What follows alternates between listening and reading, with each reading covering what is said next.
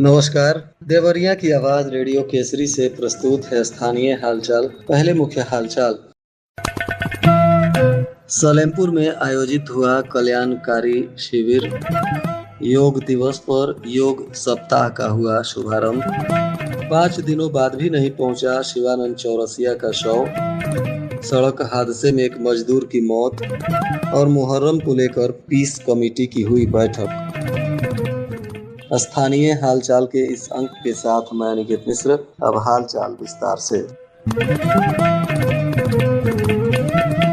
केंद्र सरकार के 12 वर्ष पूर्ण होने के अवसर पर सेवा, संस्कार, सुशासन एवं सम्मान की मूल भावना के साथ जिलाधिकारी मधुसूदन हुल्गे के निर्देशन में सलेमपुर तहसील सभागार में सोशल सेक्टर से जुड़े विभागों का जन कल्याणकारी शिविर आयोजित किया गया। इसके मुख्य अतिथि ग्राम विकास राज्य मंत्री विजय लक्ष्मी गौतम रही। उन्होंने विभिन्न जन कल्याणकारी योजनाओं के लाभार्थियों को स्वीकृति पत्र, प्रमाण पत्र तथा दिव्यांग जनों को ट्राई साइकिल इत्यादि वितरित किया। मुख्य अतिथि ने राज्य सरकार द्वारा संचालित योजनाओं की जानकारी देते हुए कहा कि सरकार गरीब, पिछड़े, मजलूम एवं बेसहारा व्यक्तियों के साथ पूरी प्रतिबद्धता के साथ खड़ी है। 12वें अंतर्राष्ट्रीय योग दिवस के सफल आयोजन को लेकर योग सप्ताह का आज शुभारंभ रविंद्र किशोर शाही स्पोर्ट्स स्टेडियम देवरिया में सुबह 6:30 बजे मुख्य विकास अधिकारी राजेश कुमार सिंह के द्वारा किया गया।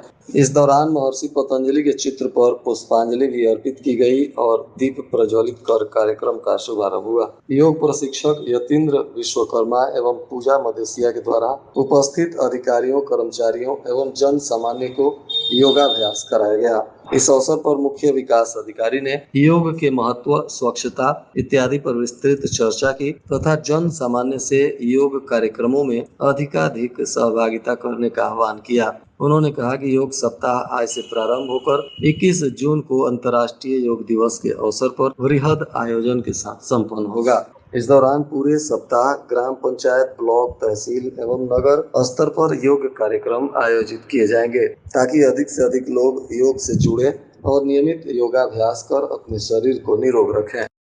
देवरिया के सुरौली गांव निवासी शिप फिटर शिवानंद चौरसिया का शव होरमुज के पास हुए हमले के 5 दिन बाद भी उनके घर नहीं पहुंच सका। शव की प्रतीक्षा में परिजन बेसुध हैं। ओमान स्थित भारतीय दूतावास के अधिकारियों ने मृतक के भाई राम प्रवेश चौरसिया से संपर्क किया है। दूतावास ने व्हाट्सएप के माध्यम से आवश्यक कागजी कार्रवाई से संबंधित दस्तावेज भी भेजे हैं। अधिकारियों ने परिजनों को सभी औपचारिकताएं पूर्ण कर दस्तावेज पुनः भेजने का निर्देश दिया है ताकि शव को भारत लाने की प्रक्रिया आगे बढ़ाई जा सके। परिजनों ने बताया कि सोमवार को सभी आवश्यक दस्तावेज पूर्ण कर ओमान दूतावास को व्हाट्सएप के माध्यम से भेज दिया गया। इसके बाद अब शव को भारत लाने की प्रक्रिया तेज होने की उम्मीद है। परिजनों का अनुमान है कि यदि प्रक्रिया में तेजी आती है तो अगले 2 से 3 दिनों में उनका पार्थिव शरीर उनके घर पहुंच सकता है।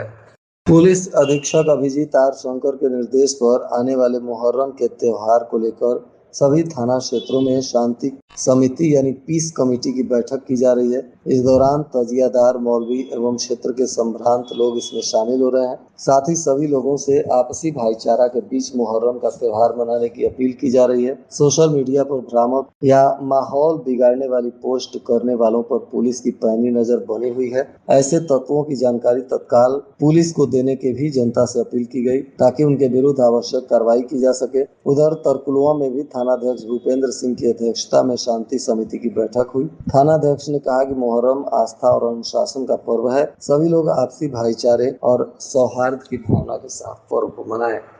जिले के गोपालपुर में एक सड़क हादसा हो गया जिसमें 45 वर्षीय मजदूर हृदया राजभर की मौत हो गई। वह बाजार जा रहे थे, तभी तेज रफ्तार मोटरसाइकिल ने उन्हें टक्कर मार दी। बताया जा रहा है कि भटनी थाना क्षेत्र के घाटी बाजार निवासी हृदया राजभर एकलाम चौराहे पर बाजार करने जा रहे थे, तभी मोटरसाइकिल ने जोरदार ठोकर मार दिया जिससे उनकी मौत हो गई।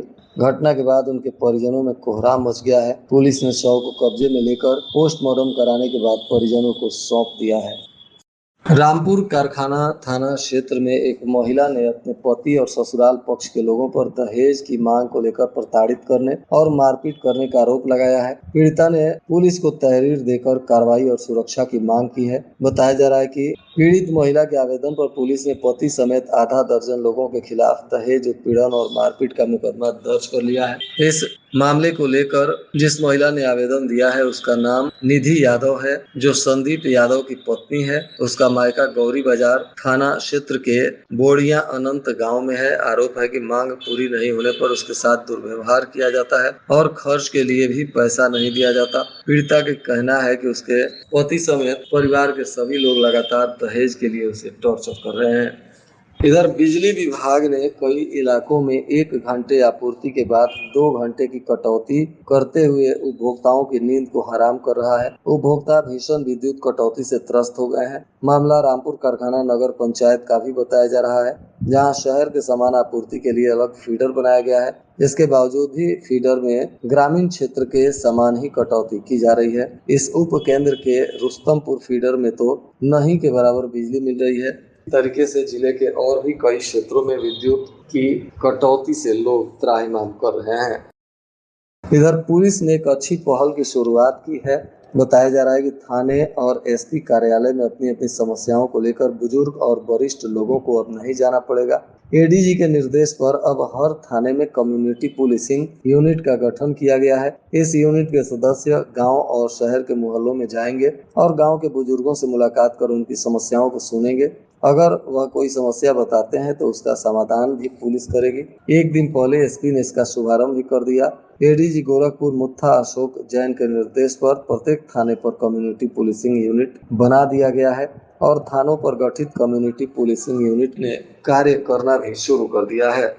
नागरिक प्रचारणी सभा में द्वितीय रविवारीय कवि गोष्ठी में उपस्थित कवियों ने विविध भाव, छंद, रस एवं विभिन्न अलंकारों से सुसज्जित रचनाएं प्रस्तुत की। इस दौरान श्रोताओं को खूब आनंदित भी किया। इस अवसर पर अंजनी द्विवेदी की काव्य कृति जाग रे पंछी का लोकार्पण भी हुआ। छेदी प्रसाद गुप्त विवश ने एक सैनिक के पत्नी के मन के भाव को व्यक्त कर सबको करुणार्ध कर दिया। आगे गोरखपुर से आए मुक्तिनाथ त्रिपाठी ने जमीन दोज वही बट वृक्ष वही कविता के द्वारा अपने भावों को व्यक्त करते हुए लोगों में अच्छा संदेश दिया। प्रसिद्ध गजलकारा अंजलि अरोड़ा खुशबू ने पुकारूं तुमको बिना पुकारे तेरे इशारे में चाहती हूँ गजल के साथ सबको अध्यात्म पथ की यात्रा कराने का प्रयास किया। सेंथवार मल महासभा की बैठक की गई, जिसकी अध्यक्षता वकील सिंह ने की। इस दौरान कलिंद इंटर कॉलेज में हुई इस बैठक में 26 जून को परसिया मल स्थित एक मैरिज हॉल में रैली को सफल बनाने पर विचार विमर्श किया गया।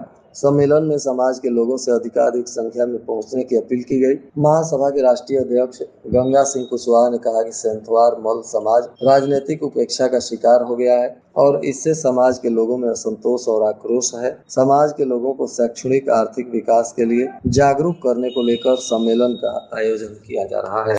भटनी क्षेत्र के बभनौली कला गांव में करंट लगने से एक युवक की मौत हो गई, जबकि उसे बचाने के प्रयास में उसकी पत्नी गंभीर रूप से झुलस गई। घायल महिला का इलाज मेडिकल कॉलेज में चल रहा है। घटना घर में लगे मोटर में करंट उतरने के चलते हुई है। बताया जा रहा है कि बभनौली कला निवासी विनय राजभर उम्र 25 वर्ष सुबह मोटर चलाकर नहा रहे थे। इसी दौरान मोटर बंद करने के प्रयास में वह करंट के चपेट में आ गए। पति को तड़पता देख उनकी पत्नी बचाने के लिए दौड़ी, लेकिन वह भी करंट के चपेट में आ गई। परिजनों और ग्रामीणों के प्रयास से दोनों को करंट के प्रभाव से अलग सामुदायिक स्वास्थ्य केंद्र भटनी पहुंचाया गया, जहां चिकित्सकों ने विनय राजभर को मृत घोषित कर दिया, जबकि उनकी पत्नी की स्थिति गंभीर है और उनका मेडिकल कॉलेज में इलाज चल रहा है। घटना के बाद से ही परिवार में मातम पसर गया है। और आज के मौसम का तापमान देवरिया में न्यूनतम 26 डिग्री सेल्सियस और अधिकतम 32 डिग्री सेल्सियस रहने की संभावना है। अंत में मुख्य हालचाल एक बार फिर। सलेमपुर में आयोजित हुआ कल्याणकारी शिविर। योग दिवस पर योग सप्ताह का हुआ शुभारंभ। 5 दिनों बाद भी नहीं पहुंचा शिवानंद चौरसिया का शव।